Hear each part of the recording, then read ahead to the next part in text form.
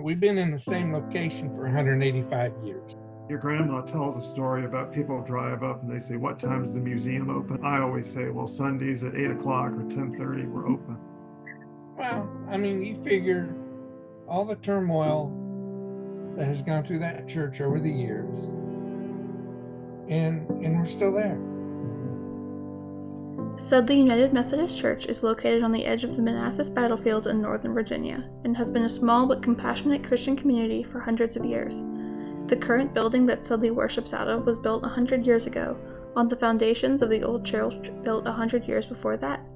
Because of its location and close proximity to two major Civil War battles, the church's history is intrinsically tied to local history, serving as a hospital during the battles and becoming the site of a famous story about post-war reconciliation.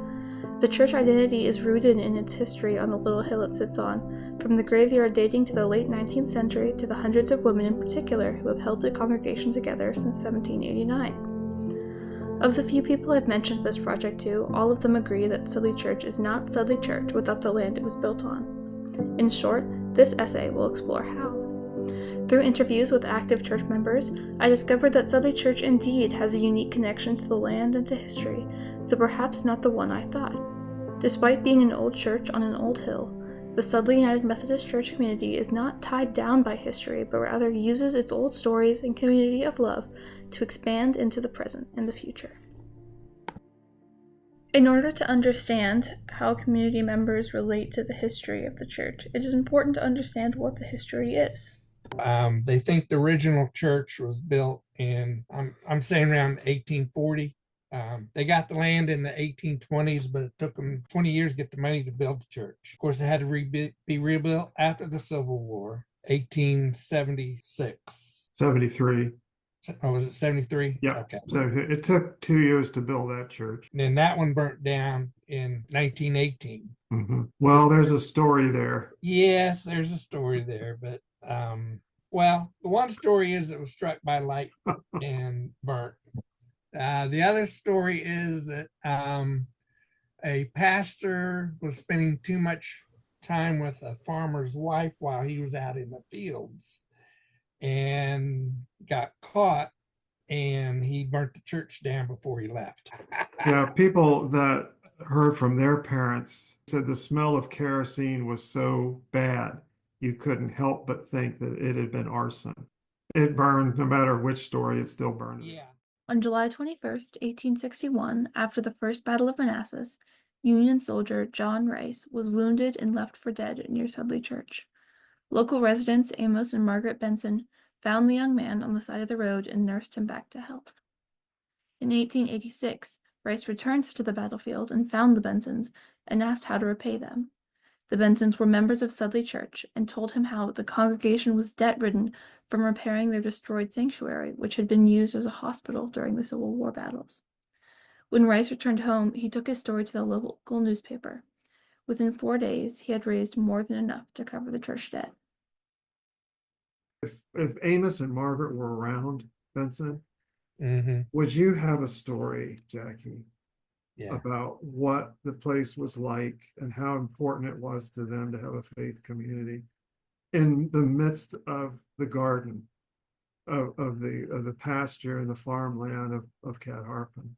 The community, it was a farming community in the old days, and there was a much better attendance. You didn't have to travel that far. But the farming community is no longer there. It's there are houses here and there, and the farming community now is part of the Battlefield Park. So you're the community that supported it so much in the old days has gone by the wayside with the coming of new things. The story of Benson and Rice has been told and retold hundreds of times as a story of reconciliation between the North and the South after the Civil War. This story in the long history of the church is well known by most of the congregation, but each person interacts with it differently. Well, for me, history doesn't change it at all. It's our church where we worship. What do you think, Bill? No, for me, it has changed some up and down, No, but does history make it important to you? Yes, it does. See, we have a difference of opinion. How did we last 65 years? And I just don't think that you can duplicate what Sudley Church can do for you. So with me, history doesn't play a big part in it, although it is important to remember your history. Mm-hmm. But the whole thing plays an important part. Other people I talked to brought up that people often stop by thinking Sudley is a museum or part of the Battlefield Park. They stressed that Sudley is not a historical center, it's a church. However, some feel the history around them more acutely. I've never seen any of the spirits. Some people say they have, that just a quick glimpse or something. But like I say, sometimes you, especially if you're there early in the morning or late in the evening, then you go into the sanctuary and you kind of walk through it and all, and you didn't feel like you were alone, that there was someone there, and it's what, you weren't afraid of them. I mean, there's nothing to be afraid of. They're there. There's one gentleman at the church who says, oh, he carries on conversations with them. Beyond their history, what Sudley Church seeks to be known most for is their love and openness to newcomers. Fred and I have run into several people on the battlefield who come to the Benson Rice as sort of an outreach, which Benson Rice is. And they'll say, I drive by this place a lot. I've been on the battlefield, but I've never been in the church. So I'd rather, instead of being an artifact and something that's just sort of a monument, it's a living thing. There's a congregation. We're just not this quaint little antique church on the hill that people would start to come to it as a church. We've kidded about putting a sign out on Sunday, museum is open, and see if we can get any visitors to come here for the service. But the hardest thing to do is to walk into a church and not know anybody. Yeah. It's tough. You really have to say, okay, I'm going to try and meet some people here. Sudley is unique in the sense that it's small, so that when someone does come, you know that they're probably new or a visitor. But there's sort of an unwritten rule that we don't gang up on these people. Yeah. They come. And but ultimately you have to come to Christ through a personal relationship and just accept him as your Savior. But sometimes it's just have a cup of coffee and a cookie. And let's just, like Jesus, how are you? What can I do?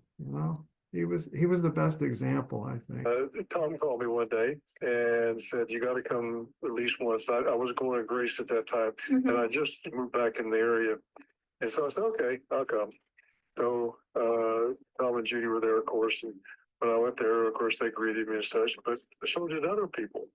I think it was just people saying, hi, how are you? How you hear about us and such, I said, well, your good friend Tom told me. And Tom had not been there that long.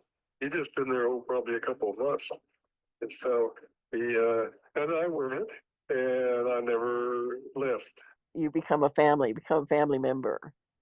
There are many people in that cemetery that we knew for years, and their resting place for their bodies are within those stone walls.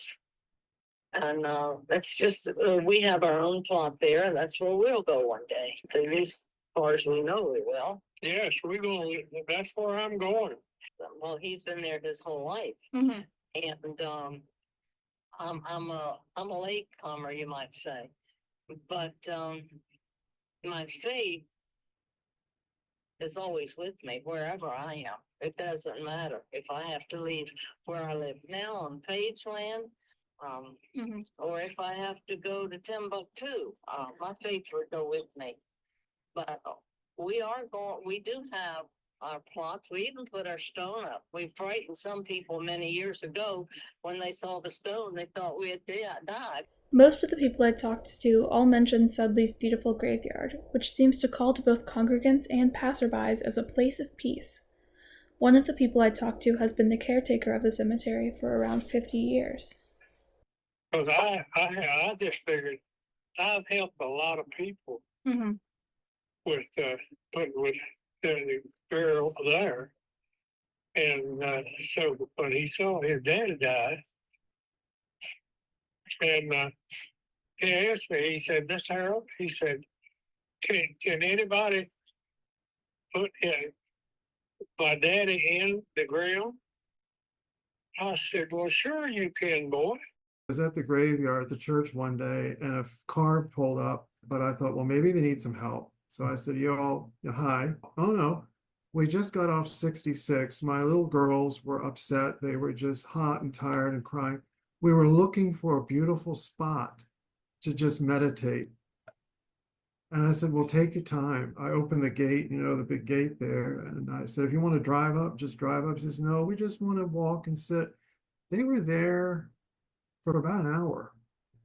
And I wished him goodbye. And I said, well, return anytime you want to. And he said, this was so peaceful. And I never really realized that graveyards really could be a place of peace and meditation. But for some, ours is. Everyone I talked to told me that Sudley Church is more than just a church. It's home. Well, in our church, not only do you know everybody, you know everybody's vehicle. Oh, so-and-so's pulling in the yard, so-and-so's here. It was just, doesn't matter that we live so far, that we have to drive 11 miles. We're going to where we feel comfortable and accepted, and just, I don't know, it's just a feeling that the church has. Well, it's our home. That's all I can say. Well, it is. I mean, it's 1 mile. We tried other churches. Yeah. When we were a young married couple, we did try the churches, and they were all very nice, but we settled down in Sudley, and that's where we'll stay. We will stay here, right here. Can't Harpin, Sudley Church, until I am put in the ground at Sudley. Wow. Just shows God made little apples.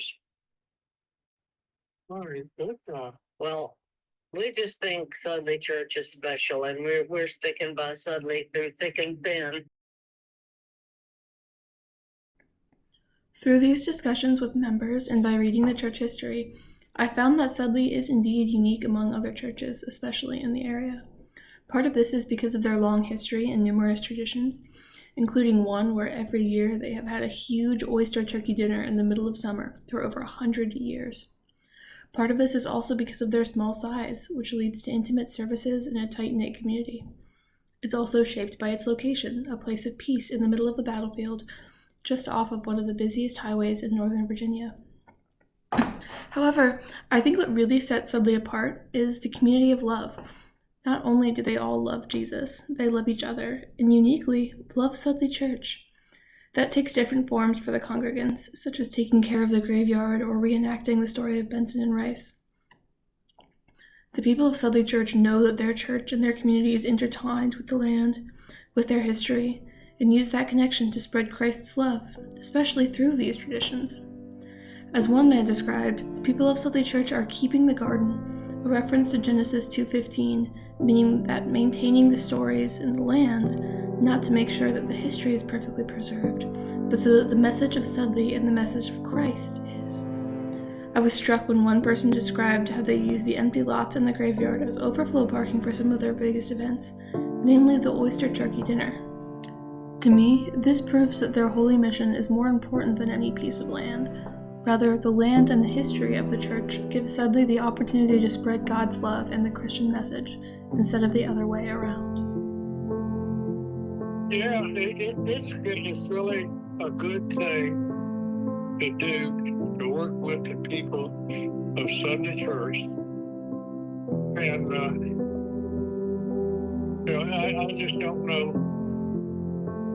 if something happens and the Lord does take me away from here, I will have another home at home. There's no daggone way anything else. It'll always be. That's my story, and I'm sticking to it. Yeah, we're just trying to keep the garden. Yeah.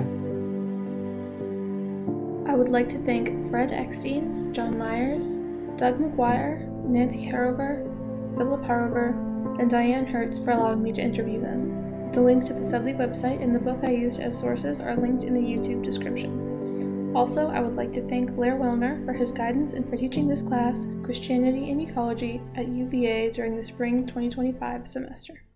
Thank you all so much.